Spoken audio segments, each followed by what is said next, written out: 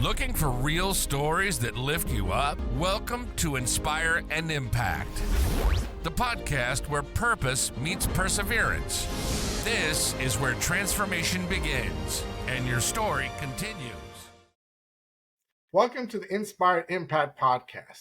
I'm your host, Daniel Rosenstein. The show features real conversations with thought leaders, healers, and entrepreneurs, and creatives who share their journeys of growth, purpose, and making meaningful impact. Today I have the honor of interviewing Valérie Huard. Valérie, thank you so much for coming on the podcast today. Oh, it's such a pleasure. Thank you, Daniel. Can you share a little bit about your background with us so the audience knows a little bit more about you? Yes, I'm the co-author of Put That Stuff Down. That is a bestseller that sold over 40,000 copies. And I'm also multiple award winning in mental health, whether it is for the holistic decluttering or for reducing stress.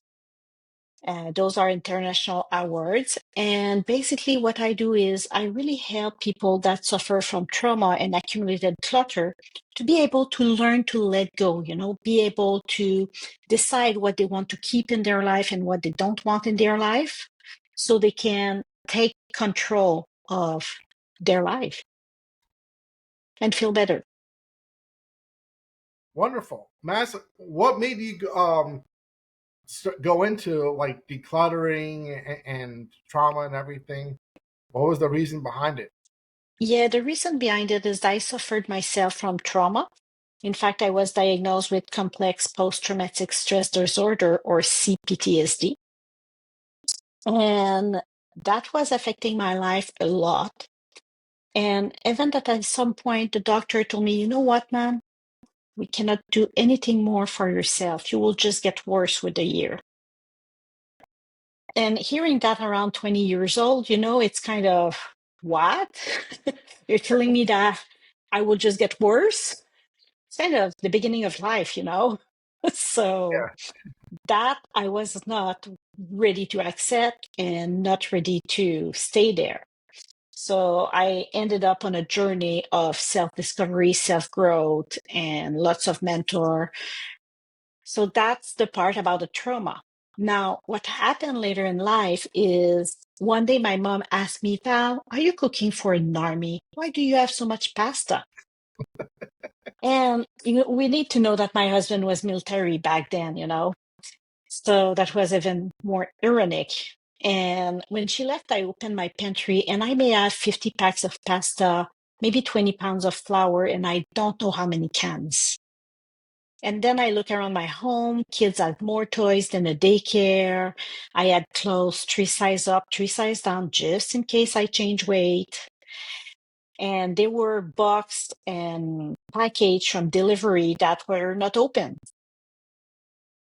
So that being said, I didn't realize at which point I was cluttered. Yes, there's a bit here and there, but it's still manageable. If someone comes by, I will hide everything in my bedroom and close the door, and I can manage. But then one day, my husband got a transfer notice, and we will be moving. So the moving estimator came, and I will always remember him in his blue uniform, And he walked around the house and he told me, ma'am, we cannot move you. You need to let go of at least 50% of what you have. Half? How was I supposed to be able to let go of half my belongings? We grew up in a society where when you have more, you have a status. When you have more, that means you're succeeding in life. But where is the limit of more and too much? That was not easy to know. So that being said, we had 3 months to declutter. That wasn't enough. My husband left first for his new position, and I stayed behind with 2 toddlers, completely overwhelmed and completely stressed out with all the belongings we had. So that night I broke down, and I hadn't cried for many, many years before that. But that night I broke down. I was asking some question like, what will I do with all of this? I didn't want to throw it in the landfill. And will I be able to reunite with my husband? And question like, am I a hoarder? The big H words, like we see on TV. So I cried for many, many hours, but that was a turning point for me. It was the beginning on realizing that if I didn't change, I will stay stuck forever. So the following day, I decided I will declutter 30 minutes every single day. And trust me, it was a roller coaster at the beginning. I didn't know how to declutter back then, And I was letting go, let's say on Saturday, go drop some donation at the thrift store. And then on my way back home, I saw the garage sale sign in the corner of the boulevard, And then it was kind of, which treasure can I find there? So it was really hard to learn to let go and stop acquiring things. Because the problem is in the two direction of keeping and the things that continue to get in the home. So we were finally able to reunite, me and my husband together. But as I was decluttering, I realized that I was healing my trauma.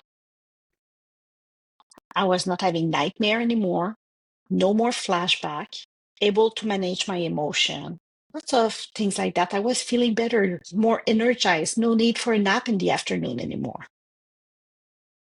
And after reunited, I decided to start a business to help other military family to move. And from there, I realized what they have difficulty with is decluttering. It's not just preparing the home to sell, what we call home staging. It's the decluttering part of it. So I specialize in decluttering, in professional organizing. And then most of my clients were having trauma. So I contacted neuroscientists, scientists, psychiatrists, and read a lot of paper and things like that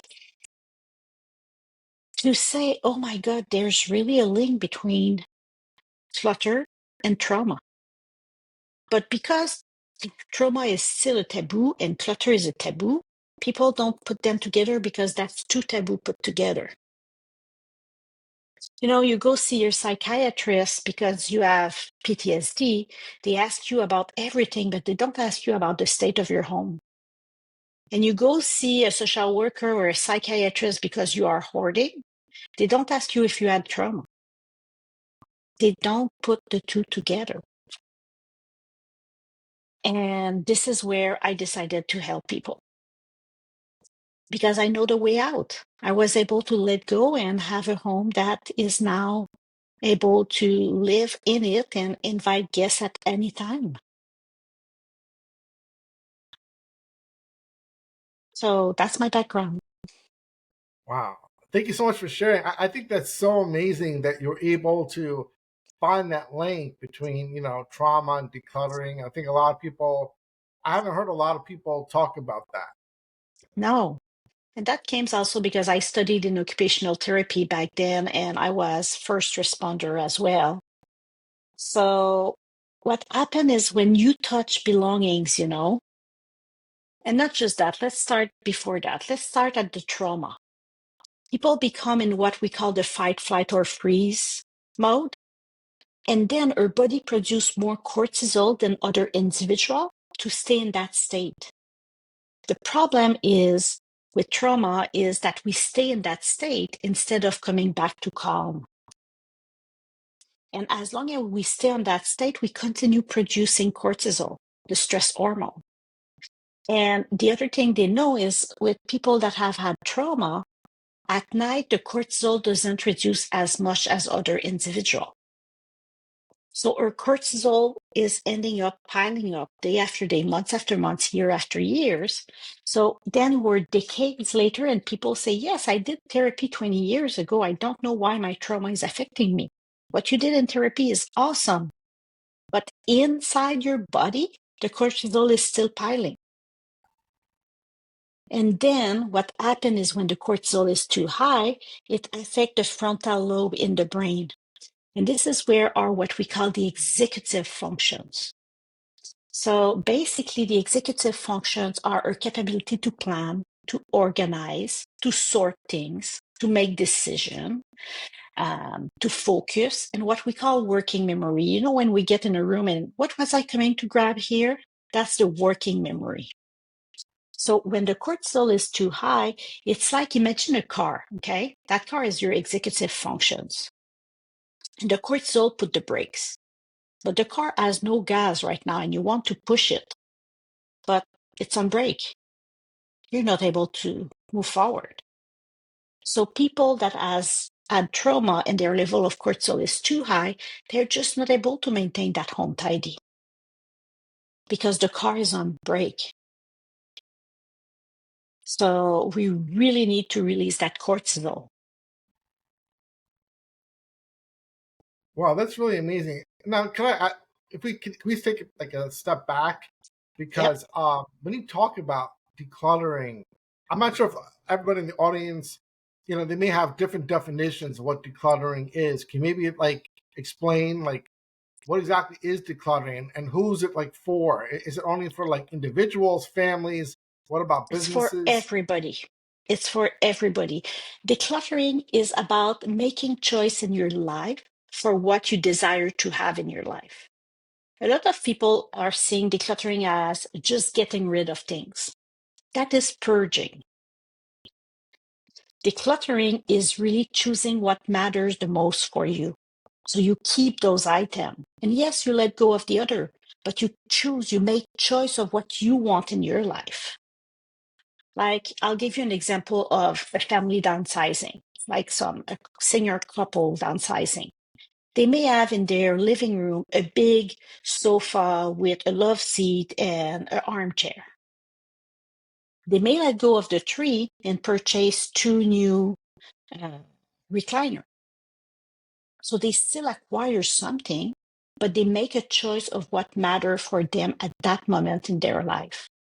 And yes, they let go of the three other one. Does that make sense? So Yeah. sometimes it includes changing for something new. Sometimes, yes, it may be just letting go of old cards or books or things like that. But sometimes it may need making choice of new things that matters for you. Because for me, decluttering isn't just about the possession. It's not just about the physical belongings. Decluttering is also about everything that is your stress, everything that is in your mindset, your mental health, everything that is in your calendar. Because sometimes we're completely busy because we try to avoid thinking. And decluttering is also about, yes, your physical belongings, but toxic things that you can be in with it, like some cleaning product or uh, herbicide or different things like that, like things for weeds and paints. And so it encompasses all of that. For me, decluttering is something holistic because it talks about the body, mind, and spirit. Wow, that's really like amazing. And thank you for such a great definition and explanation of what decluttering is. I mean, you're saying it's a lot more than just getting rid of like some old clothing in the closet that's been there sitting around for years. It's a lifestyle. Yeah, that's really amazing. And can you take us back to a time when your own clutter felt emotionally unbearable? Like what shifted? What shifted, it was not just the clutter that was unbearable. It was all my trauma, my coping mechanism that were unbearable. There's a link between the sense of touch and the limbic system in the back of our brain. The limbic system is where the trauma are stored, but it's also where all the emotion, the memories, the souvenir, where they are stored as well, and the emotion. So when you touch something, so let's say we touch that cute little plush toy, we want to Right. keep it. We want to fidget with it. We don't want to let it go. because now we add a sense of touch with it. If I'm just looking at it, I may hesitate. But if I start touching it, now I want to keep it. It's a little bit why when shopping, we start shopping and we touch the fabric when we shop. And often that's why they put things out in the store so people can touch them, so they want to bring them home. They know if people touch, they will sell more. But the thing is, when you're in the process of letting go of some belongings and you touch your belongings, it brings some emotion because it touched the limbic system in the brain. So it brings all those waves of emotion. And this is when people say, oh, decluttering is too much for today. I'm overwhelmed. And people go do something else. So as I was letting go of things, I learned to receive some emotion and to deal with them progressively. Emotion that I had buried because of my trauma. And as I was clearing that, at the same time as I was clearing my possession, I was able to feel better. So basically, letting go of the possession, decluttering, allowed me to heal my trauma. It's really amazing. I mean, I'm learning so much already. This is great. I haven't learned a lot about like how the brain works. But explain that makes a lot of sense, and probably makes a lot of sense why, like, I personally, like, when I like to go shopping for either clothing or furniture, I always like to touch it. Yeah. And I wasn't sure why, but now kind of what you're saying makes sense because there's like an emotional connection. Yeah. And the other thing when you go shopping, what either you shop and you bring things back home, or either it's shopping online and pushing that buy button, or put into the cart or complete order. The thing is, it generates some good hormones. You kind of get on a high because of these. And people are searching that high, particularly when you have trauma, because life is not always easy. Life throws you curveball. And there's some bad day, there's some good day, but there's some bad day as well. And then we have a tendency to purchase more on these days because it makes us feel good. And then when things arrive home, it's kind of, oh my God, where will I put that? So what do you have to like let go of emotionally before you can let go of physically? We have developed what we call the DoWell method. And the DoWell method is a 4-step process that allows people to really declutter their life in a way that they can feel good and in a way that they can maintain afterwards. Because a big problem with clutter is like a pendulum. You let go of it, it come back. You let go of it, it come back. If you give a big push on a pendulum, like if you declutter faster, like you take a weekend to declutter, it will come back faster. That's not a solution. So it's really to start by decluttering the stress. Remember how I said that the stress or stress hormone, the cortisol, is too high and it's impacting the frontal lobe. So we want to reduce that so people are able to utilize their frontal lobe and make decisions. Because there's no point of asking, do you want to keep that book if you're not able to make decision? Oh, tell me, what should I do? That will be the answer. The person won't be able to make the decision.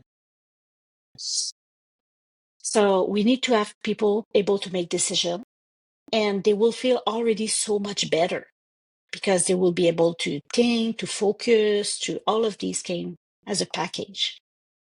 Then we move to decluttering the mindset because we want to let go of the past coping mechanism that, like purchasing, for example, or isolating yourself or overeating, or those past coping mechanisms that had helped us be where we are today.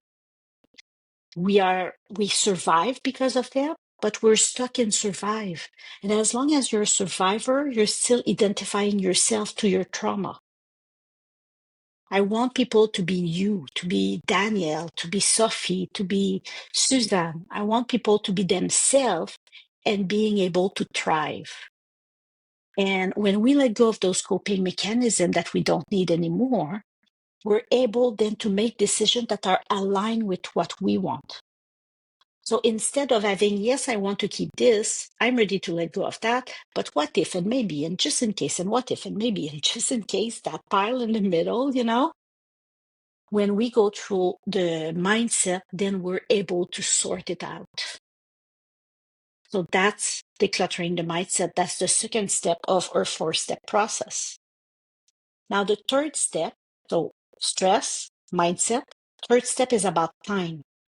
As I say, it's time and routine, in fact, but as I say, you know how people can have a busy, busy, busy calendar because they don't want to think about themselves? Sometimes it's the opposite. We're on a couch, scrolling on our phone, and then, oh my God, I just lost 3 hours. So when the executive functions start to work better because the cortisol is lower, it's the perfect time to relearn those skills about planning and organizing your day so you can achieve what you want to achieve. But also because it will be the moment to decide, okay, how will I approach decluttering my belongings? How long should be my session of decluttering? When should I do them? Because we want people to have a life that is balanced. We don't want them to think about their decluttering 24/7. We don't want that little voice, that little itty shitty bitty committee.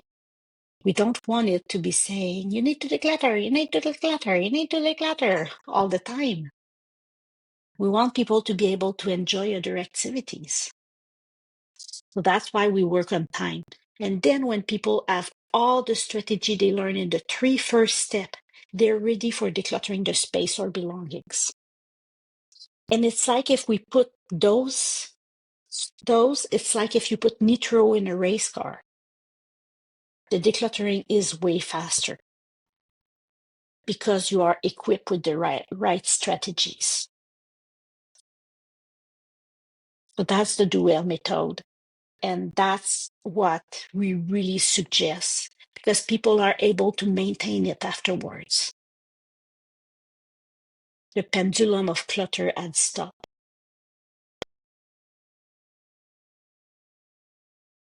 Wow, you're really blowing my mind away and how amazing this is. Like I've never heard of anything so comprehensive before when it comes to cleaning, decluttering, organizing.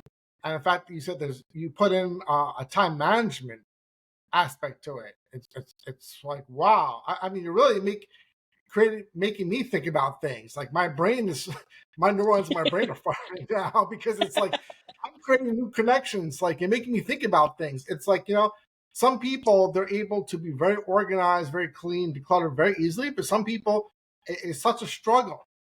And now you're making me think maybe this is the reason why. Like their brains are wired a little bit different because of past experiences, trauma, or maybe Yeah, genetic, whatever it is. And again, I'm not a brain expert, but that's really amazing that there's all these connections. It's so yeah, interesting how like the brain works that way. And I it also like the fact is. that you tell people don't just rush it and declutter right away. It's like a step-by-step process. You have to kind of rewire the mind first, so it can be. I guess I don't. It's appropriate to say better programmed or wired correctly, or you said reduce the stress around decluttering, so you can function better with more ease and less stress. So Yeah, that's really, really amazing. Like how you put all that how did you put all this together? I'm like you said, you interviewed, you read books, you read articles, you talked to psychiatrists, neuroscientists. yeah, I mean, but that's it, amazing that you went so deep into this subject. I mean, because yeah, like a lot of people that like when they say decluttering, they like get a housekeeper, it's like, get like mm, it's like get like a quick answer, to that. yeah, but it's way more than just getting rid of some item. And a housekeeper, they will clean your house, but they will go around the clutter. They won't move it.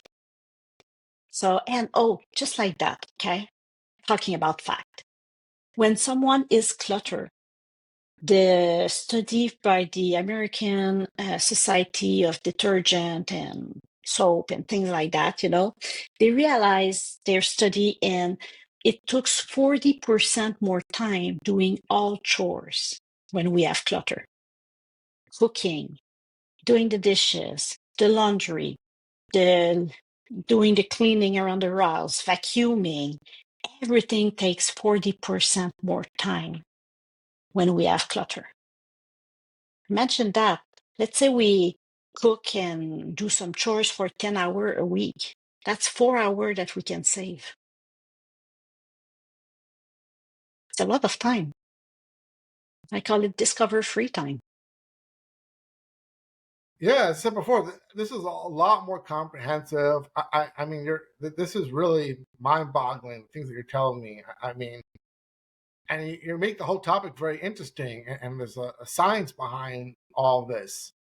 So stuff I never knew. I'm sure a lot of people in the audience will get a lot out of this, as much as I am, because Yeah, I making just me hope really that people excited are about not this. overwhelmed, because sometimes we need to take it a little step by little step. You don't need to have everything all at once. But in a program, we have way to introduce people one step at a time with a roadmap that say one things at a time, and they just have to follow. So in your program, is it just like you hand people like a digital version of the book, and you said they have to figure it out on themselves, or do you offer some No, type of not at all. support? Because like you It mentioned, like some people, it's a big deal doing this. Yes. So basically, I work with people on a year basis because, as I say, it's comprehensive.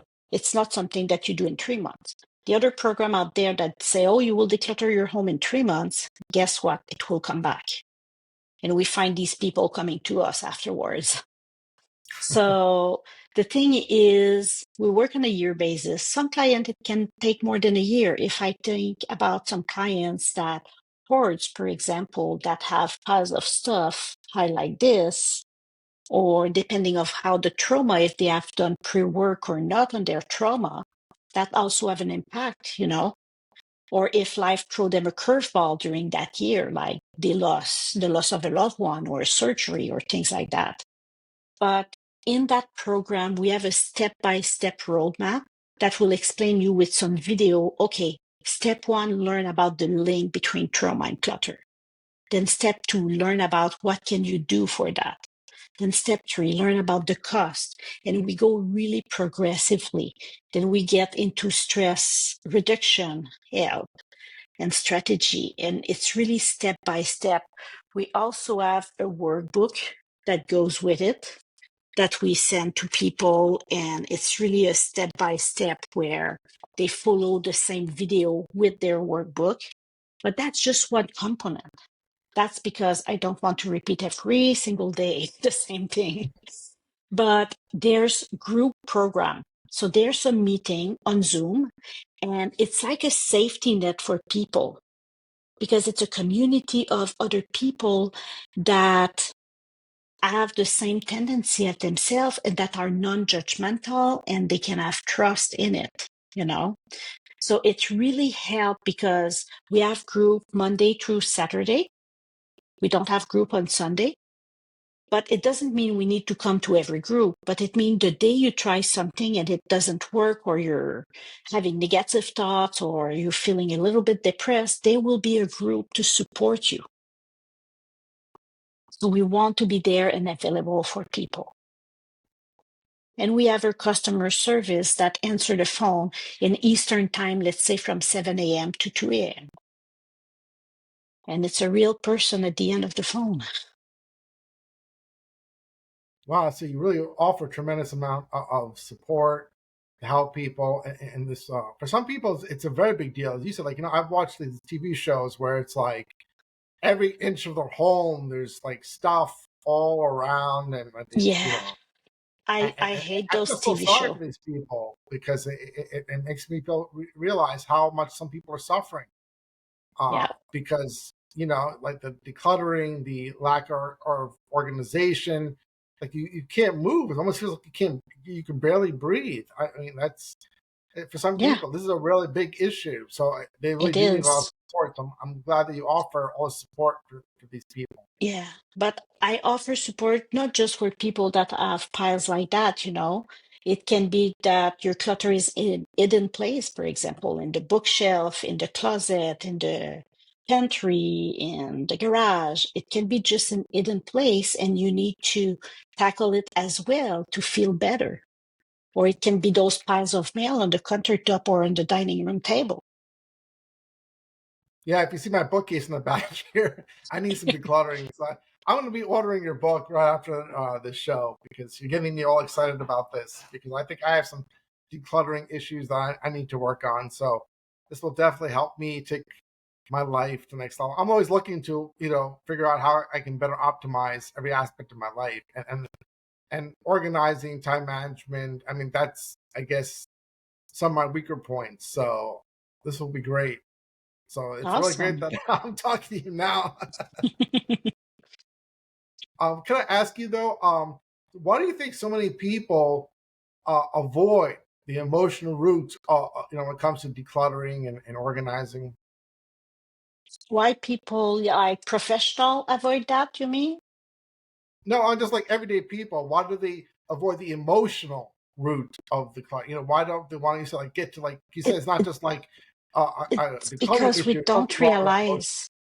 we don't Yeah, realize it's there. Like a lot of people, particularly my clientele, that are people that suffer from trauma, they may bury their emotion for years. A lot of people are living in the dissociate mode with their emotion. They're kind of numbed a little bit,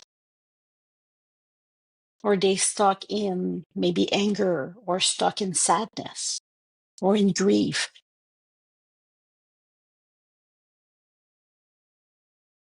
So why is it so hard for some people to let go of certain things, either clothing or furniture, where they say like have to have it? The sense of touch. It brings back all the or emotion.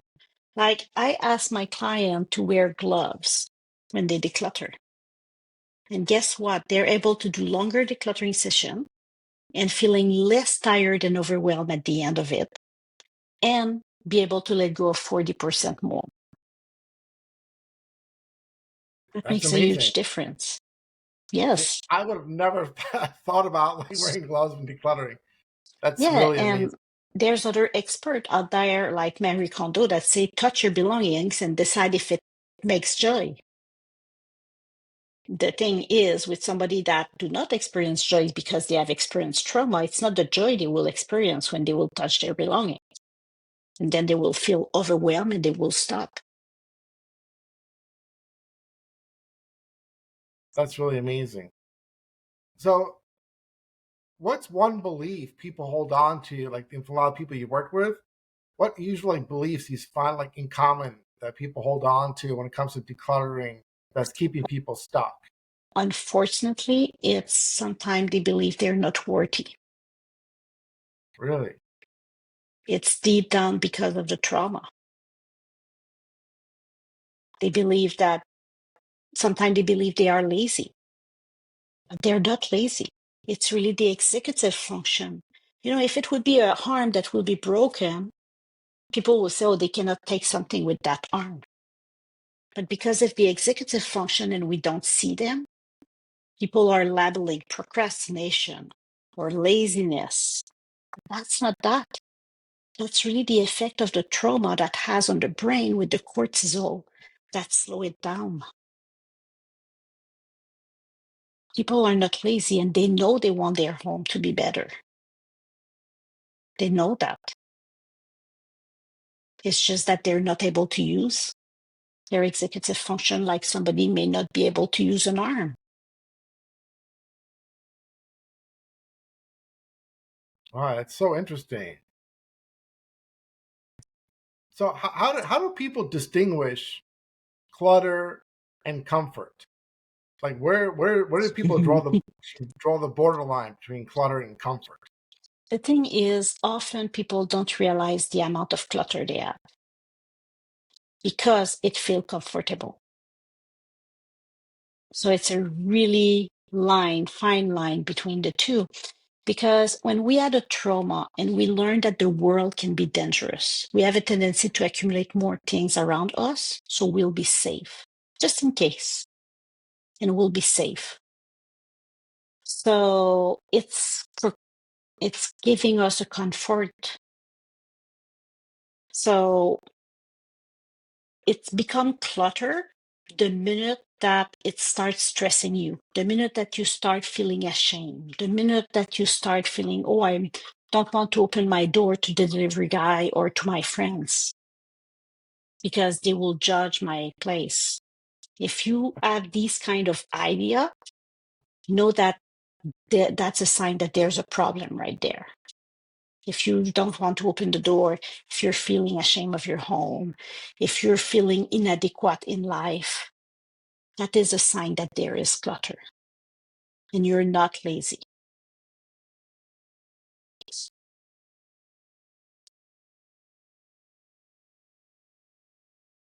That's really amazing. So, what are the most surprising things clients have discovered about themselves during this process? Now that you said like you've worked with hundreds or thousands of people.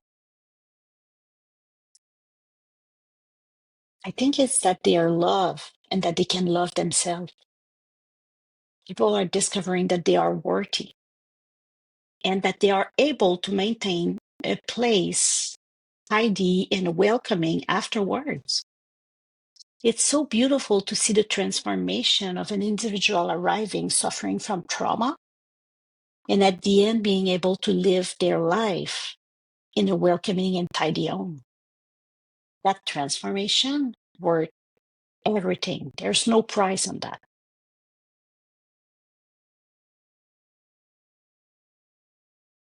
Is there a connection between PTSD and persistent clutter that sometimes people miss?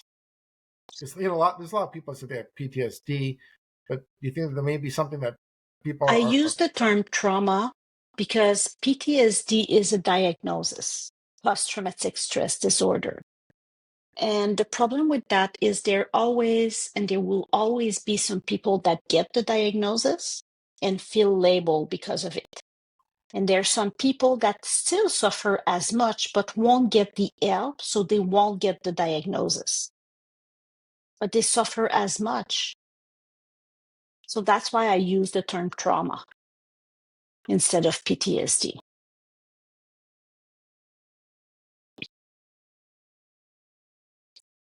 so how does can you maybe explain how does trauma live in physical space? How does trauma live in physical space? With everything you accumulate. When we have chaos in our mind and in ourself, we have chaos we're creating chaos in what's surrounding us as well, because that is what we call the comfort zone. So you will see it differently depending of some people. Some people, it may be books. Some people, it may be clothes. Some people, it may be food. Some people, it may be gift for other people. Some people, it may be newspaper. Some people, it may be pets. So it's really different from one individual to the other. What advice could you give to somebody who feels like ashamed or so guilty about all the clutter that they have? What to tell What them? advice? Yeah, what advice can you Reach give to out them? for help. That's the best gift you can give yourself. Because if you have not been able to clear it or do it by yourself up to now, you will continue to stay stuck if you don't have help. It's like someone falling into a sinkhole. If you're in the bottom of the sinkhole, even if you try and you try and you try, you're getting back. Yeah, it's continues sinking and you're getting back to the bottom. But you need someone with a ladder or a rope, or you need help with someone that can guide you out to get out. Even the best athletes have coach. So there's Do you nothing coach a athletes? shame. Not just yesterday I had athletes, but what I mean is athletes have coach in life Oh and in yeah. their sport, So there's nothing shameful about reaching out for help. In fact, I will say it's the opposite.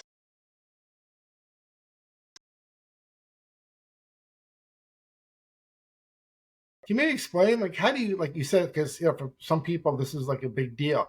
How do you gently guide clients who are emotionally paralyzed by their environments? We start with the stress first, Stress. because if we start with the environment or directly the mindset, people won't be able to make those decisions. People won't be able to make decisions even about their life. Often you will ask them, what is your favorite color? And they will say, I don't know. You tell me. What is your favorite meal? Oh, or what do you want to eat tonight? I don't know. Tell me, what do you want to eat tonight? They go at the restaurant and they will take the same thing the other person will take. So it's really to start by calming the body, working on that biochemistry inside us. And after we can start progressively talking about mindset. But it's really to calm the body first.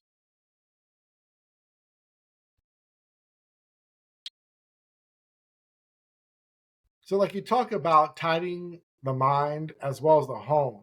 What does that actually look like? Calming the mind. We can have discussion about relationship, like we had discussion about that. Sometimes we have people that are connection that are unhealthy in our life. We can talk about attachment, because how attached are we to our things, but often it reflects also our attachment towards other human beings.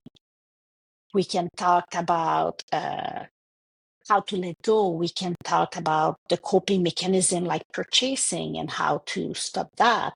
So it's all things like that that we will talk about. But I'm not a psychologist, so we won't be diving into, okay, what is your trauma? How did that happen? Tell me, where were you? What were the sound? What you were seeing? No, that's for the psychologist. With me, I'll take you where you are. You tell me where you want to go, and we'll find a step to get you there. It's completely different.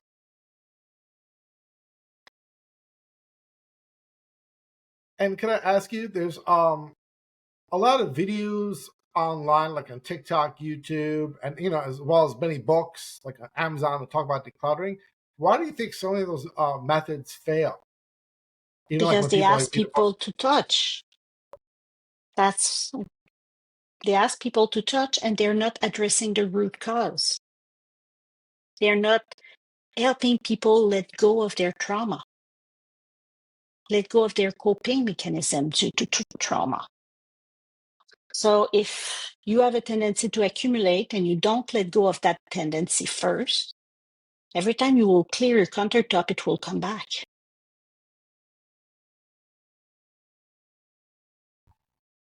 And like many other business, unfortunately, the organizing business know that if they go to a client, they may have to go to that client every 3 months because it will be clutter again.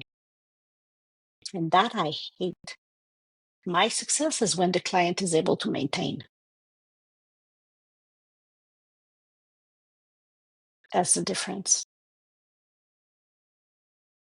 So how do habits and routines keep emotional clarity intact over time? Because like you talked about the importance of, you know, being Yeah, like long term. maintaining long term, why it's really so important. But like developing some routines, let's say, did you ever did some first aid course? So let's say Yeah. the first time you learned the ABCs in first aid, we feel clumsy. Should I move the head? Should I do not move the head? Should I breathe? Should I listen? What's my next step, But after a couple times you do that course, it becomes an automation. It becomes a routine. You know the ABCs, you listen if it breathe. Then if the person does not breathe, you know what is your next step, you know? But with the routines, it's a little bit the same way. If you know that you get up in the morning and you start by doing your self-care, and then you're doing your everything with hygiene, and then getting dressed, and then taking breakfast and so on. Let's say you have a routine, it will take way less energy to achieve than if you don't do it in the same order every day. Because your brain will know already what is the next action. So the transition period are smaller and don't burn energy. So when you put routines like that in place, it truly helps. Then you can put some routine in place for the habits of, let's say, clearing the countertop or the sink before going to bed. Or you can have a routine that I systematically start the dishwasher every day. So every day, the next day, I start fresh with clean dishes. Like there's little things, and like how often should I clean my bathroom? How often should I clean the dock? How often should I clean the gutter around the house? How often should I? There's lots of things. Wow, that's really amazing. So can you maybe explain, how does decluttering actually increase somebody's self-worth? When we work in the mindset section, as I said, decluttering is about making choice of what we want in our life. So if what we want in your life is being worthy and being loved, you will completely get it. And when you declutter the belongings and you don't feel ashamed anymore, and you have already worked on feeling more worthy, then it's just 1 + 1 = 2. It happens really like almost organically when people follow the method. That's why the steps are in that specific order. If you miss the step and you play around with them, you won't get the same result. It will take longer to achieve the same results. Wow, that's really amazing. So does forgiveness play a role as part of like your process? Forgiveness and self-compassion. But be careful, when we say forgiveness, that doesn't mean to agree with the event of the trauma. Sometimes people say, oh, if you forgive, that means you're agreeing with what happened. No. Forgiving is about freeing yourself from the grip that the trauma has on you. It doesn't mean you agree with what happened, but you're freeing yourself from all those coping mechanisms and all that grip that it has on your life. That is forgiveness. And self-compassion is really, really important in that process.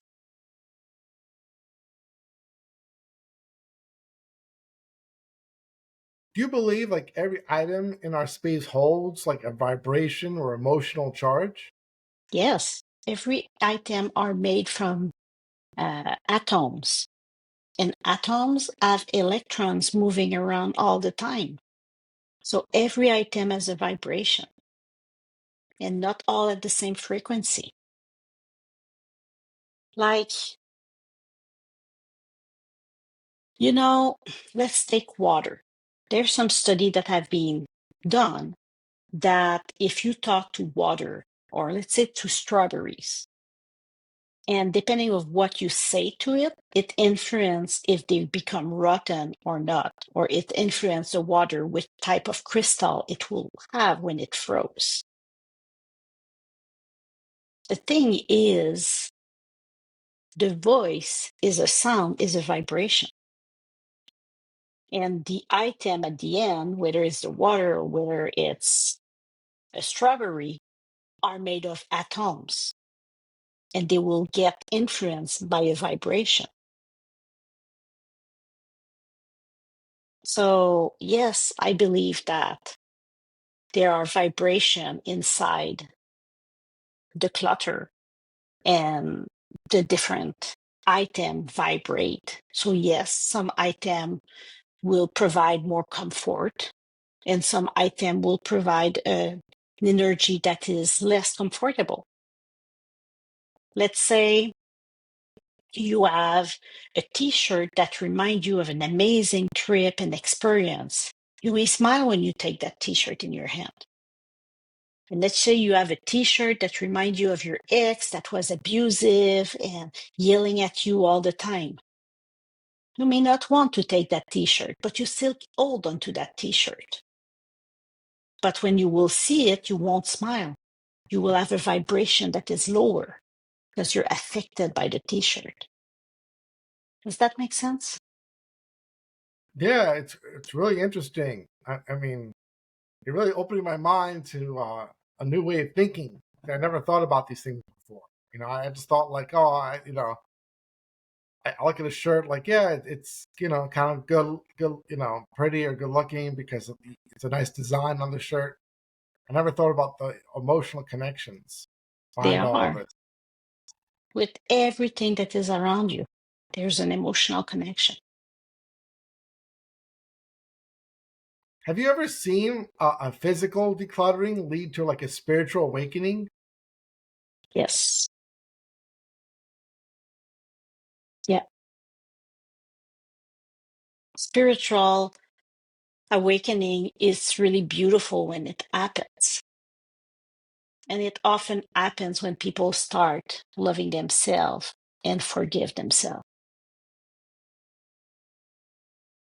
And then they're able to open themselves to something bigger.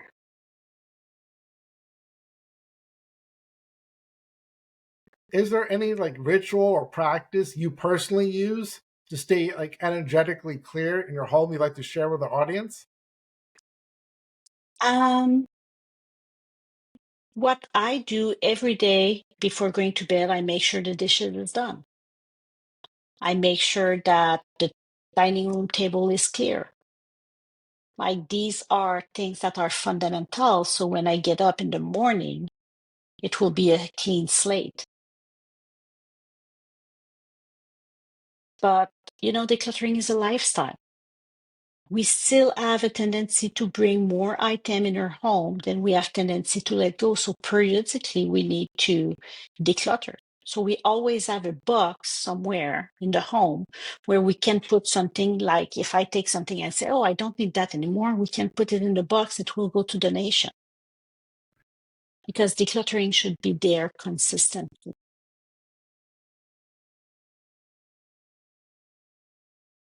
Do you find there's like particular times of the day it's better to do like decluttering, like in the morning, afternoon, No, or night? It just depends on. no, it really depends of each individual. Like everybody has some system that are different. So if you look about chronotypes and how people react in a day, some people are more focused at different specific times. Some people are more like night owls, and other people are more like really awake in the morning early. And some people it's, no, don't wake me up early. Around 10, I will be good, or don't talk to me before I had my 2 coffee in the morning. So depending of the people, sometimes it may be later at night, sometimes it may be early morning. So that's why we support our client with being so close with them with all our meeting, because we get to know them and we can help them discover what is the best for them. We can guide them. So a lot of people talk about like they want peace in their home. What does that mean to you, like having a peaceful home? I love that question. Having a peaceful home for me is having a home where you don't have your negative self-talk all the time, telling you what you should be doing that you're not doing. That is being peaceful. You can go to a spa that create a peaceful environment and not being at peace because, oh, you should be doing this and that and this. So having a peaceful home and not just the surrounding that needs to be peaceful, but it's yourself as well.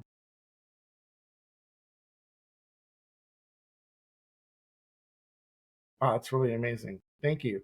You're welcome. So what legacy do you hope to leave behind through DoWell? We want to improve the quality of over 1 million people, improve their quality of life. That's amazing. And we'll do it, and probably more than that. That's amazing. I mean, I'm congratulations on all your success and everything you're doing. How's the DoWell community changed your life personally? It's so rewarding, and it's filling my heart with love to see the people transformation, to see their journey, to see them opening to their life, opening themselves to be able to make choice in what they want, you know? So that is just so fulfilling. So if people are interested, they had questions about this interview or they're interested in purchasing your book or your program, what is the best way they can reach out to you? If they come on the DoWellHT.com website, so it's DoWellHT.com, then there's a little bubble in the bottom, like a chat bubble. We have someone that will answer you. So ask your question. And if you want the book, we'll help you with getting the book. If you want to know more about our program, we'll help you know more about our program. But come over there, and there's some fun quiz, and there's access to a challenge also on it. There's different activities like that. Fantastic. So is there any final words or something you'd like to share with the audience that, they can give them like one action step today to start their, emotional decluttering journey? I will say you're worthy. And just acknowledging what is surrounding you and reaching out for help are the first step. Was there anything else you'd like to add before we wrap up our podcast for today? You are all worthy. You are a wonderful individual. You may have suffered in life, but it's not because you're suffering since many, many, many years that you need to continue suffering in the future. You can decide to take control of your life and have what you want in life. I believe in you. Well, Valerie, thank you so much for coming on this podcast and sharing about like your experience, your book, and your program. I got a lot out of this conversation, so I really thought it was an amazing conversation. I hope some people in the audience think as well. Again, you really bring a lot to the table here. No pun intended. You know so much about decluttering and how it affects our minds and organizing all the stuff. So it was really wonderful to learn so much about this. It's a much deeper subject than I ever thought. I always thought it was something really simple, like just put everything just back in the closet or whatever. Or he said, put everything in the box in the corner and don't think about it anymore. But there's a lot more to it. That's what I learned. So thank you so much for this. You're I welcome. mean, it's really amazing. Thank you. I really appreciate this. It was such a pleasure. Thank you, Danielle, for inviting me.